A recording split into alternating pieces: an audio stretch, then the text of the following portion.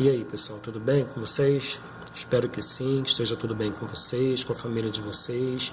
Enquanto isso, estiver acontecendo, a gente vai se ver, se manter junto dessa forma, de modo virtual. É uma forma da vida continuar, das atividades não pararem, e a gente caminha dessa forma. Tá bom? Eu mandei um material para vocês, acredito que vocês já receberam, e aí eu vou pedir a vocês que peguem o material que eu mandei de língua portuguesa e redação, para a gente conversar um pouquinho e eu dar algumas orientações a respeito dessas atividades que eu passei. Primeiro, o material de língua portuguesa, onde eu coloco 2 propostas e umas atividades. Propostas essas, que são propostas de organização. A gente ficou um tempo aí afastado, a gente já tinha caminhado bastante, a gente ficou um tempo afastado, agora a gente precisa se organizar. Então, lá no material de língua portuguesa, eu coloco assim, proposta 1, conferir se você deixou alguma atividade pendente, ou seja, por fazer no livro. Lembre-se, trabalhamos até o módulo 5. Utilize este momento para colocar os exercícios em dia e releia o material. Isso é fundamental. Esse momento requer organização, mas principalmente da parte de vocês. A gente caminhou bem até o dia 10, a gente deu bastante coisa, a gente trabalhou bastante coisa, o conteúdo avançou bem. Então agora vocês só precisam se organizar para a gente continuar, tá? Então, lembrando, trabalhamos até o módulo 5, que foi basicamente o quê? Do livro, colocação pronominal e orações subordinadas substantivas. Eu dei lá em fevereiro, na primeira aula, um conteúdo que eu vou utilizar ele ao longo do ano, dos bimestres, porque a gente trabalha a redação também. Eu dei fatores textuais. Então, lá na proposta 2, eu coloco assim, anote no caderno as dificuldades que podem surgir ao revisar os conteúdos trabalhados. Que conteúdos foram esses? Fatores textuais que eu acabei de colocar para vocês, isso está no caderno, não é conteúdo do livro. Aí entra colocação pronominal, orações coordenadas que eu dei como revisão para vocês retomarem esse assunto, tanto as orações quanto as conjunções coordenativas e orações subordinadas substantivas. Na aula do dia 10, eu coloquei no quadro todas as substantivas. Todas. Então você já tem isso no caderno. O que a gente precisa agora é se organizar para dar continuidade, para continuar aí a nossa caminhada.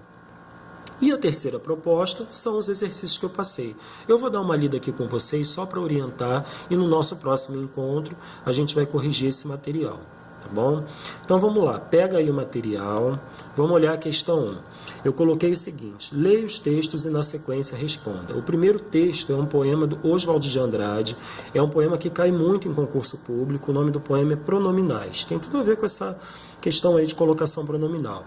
E diz o seguinte, dê-me um cigarro, diz a gramática. Toda vez que a gente pensa em gramática, a gente pensa em quê? Em regra, Tem que ser feito daquele jeito, não há possibilidade de contestação. A gente precisa seguir a regra, E a gramática é sempre isso, é norma. Dê-me um cigarro, diz a gramática do professor e do aluno, e do mulato sabido. Mas o bom negro e o bom branco da nação brasileira dizem todos os dias, deixa disso, camarada, me dá um cigarro. Observem que aí esse da nação negra dizem todos os dias, isso daí está correto, tá? Não tem erro nenhum aí. O dizem, o verbo entrou no plural porque está se referindo a 2 sujeitos, o bom negro e o bom branco. Então eles dizem, ok? Não tem erro nenhum aí não. O segundo texto diz o seguinte, iniciar a frase com pronome átono só é lícito na conversação familiar, despreocupada, ou na língua escrita quando se deseja reproduzir a fala dos personagens. E aí vem a questão proposta. Compare a explicação dada pelo autor no texto 2 com o poema de Oswald no texto 1, e aí vocês vão responder a questão. Pode-se afirmar sobre essa regra que os 2 textos...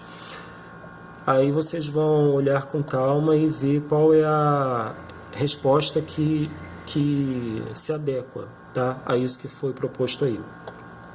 Na segunda questão, a gente tem aí um anúncio, né, uma propaganda do agasalho, campanha do agasalho, e a campanha diz o seguinte: quero que você me aqueça neste inverno. O uso da próclise no slogan acima, quero que você me aqueça, aí ocorre uma próclise. O uso da próclise no slogan acima da campanha do agasalho foi apresentado antes do verbo por processo de atração. Eu dei a vocês, antes mesmo da gente passar para o livro, eu dei a vocês no caderno, vocês copiaram do quadro, todos os fatores de atração. E aí vocês vão dar uma olhadinha no caderno para responder essa questão.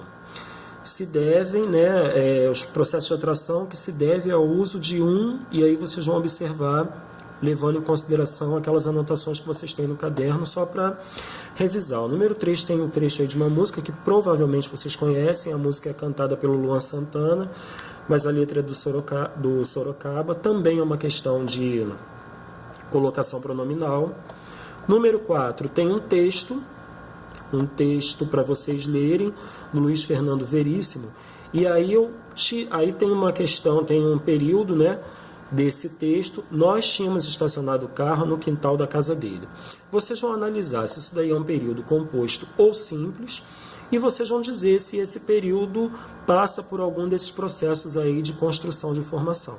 Tá? Então, dá uma olhada nessa questão, avalia cada uma das 5 possibilidades para ver qual é a que melhor se adequa.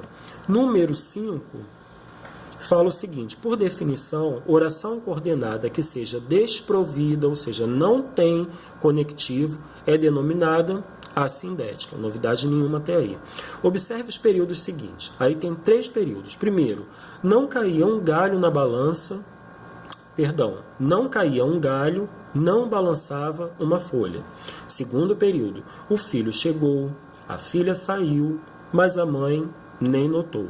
Terceiro e último período. O fiscal deu o sinal, os candidatos entregaram a prova, acabara o exame. Nota-se período ou períodos formados exclusivamente por orações coordenadas assindéticas, ou seja, que não tem nenhuma conjunção em.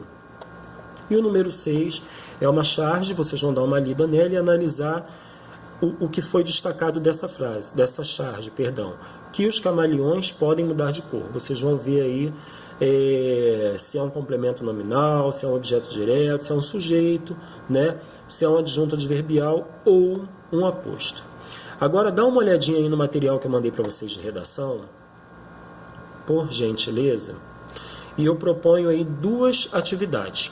Tá? A primeira, lembrem comigo, no dia 10 nós começamos a fazer o trabalho do bimestre, e eu pedi a vocês que levassem uma folha de papel ao maço.